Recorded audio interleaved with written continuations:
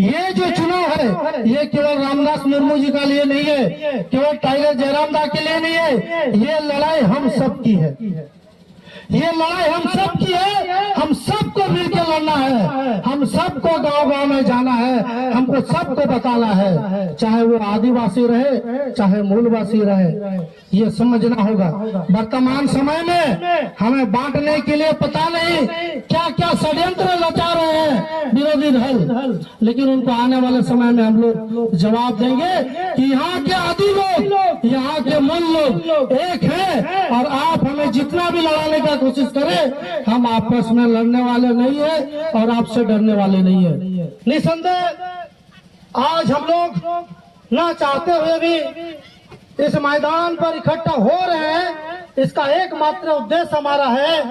कि हमें झारखंड को बदलना है, झारखंड के नीति नियम को बनाना है, झारखंड के हित के लिए,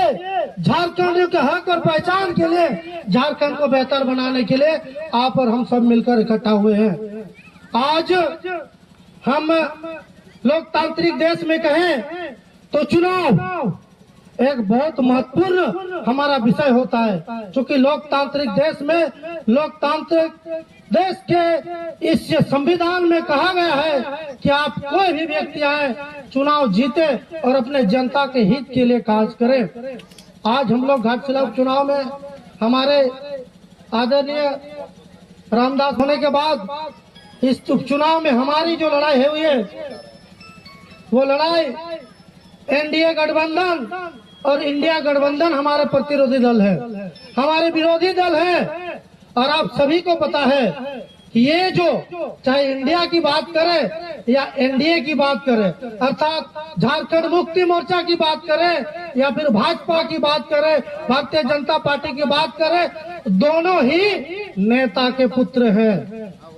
दोनों ही नेताओं के सुपुत्र हैं। और आप सबको मैं बता देना चाहता हूँ, किसी ने सच ही कहा है, जिस देश में नेता का पुत्र ही अगर नेता बनता है तो उस देश में गरीब का बच्चा हमेशा गरीब बनेगा। इसको समझना होगा।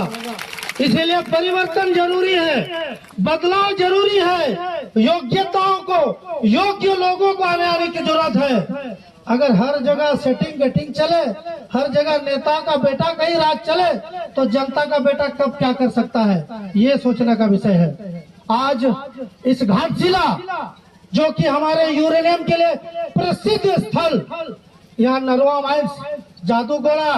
तांबा, ये तमाम बड़े बड़े कारखाने इस घाटशिला विधानसभा अंतर्गत आते हैं, लेकिन फिर भी ये दुर्भाग्य की बात है कि यहाँ के लोग रोजगार के लिए दूसरे जगह पलायन कर रहे हैं। और नेताओं के बेटे क्या करते हैं कि हम पलायन रोकेंगे। अरे आप लोग इतना दिन से सत्ता चला रहे थे, अपने क्या नीति नियम बनाए हमारे लिए, ये तो सोचने वाली बात है। और ये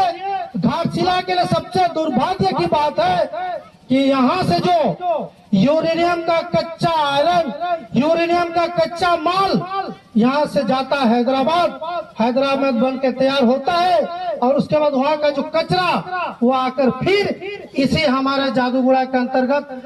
डंप किया जाता है, जिस कारण से आज भी देखेंगे कि वहाँ के हमारे आदिवासी भाई बहनों की, उनकी जो शारीरिक स्थिति है बद से बदतर हो गई है। आप समझ, कहने का मतलब ये है कि हमने केला खरीदा घाटशिला से, खाया हमने बिहार में, कचरा ला करके केला का छिलका फिर कहाँ फेंका,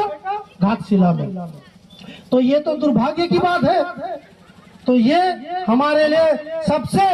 इस घाटशिला के लोगों के लिए सबसे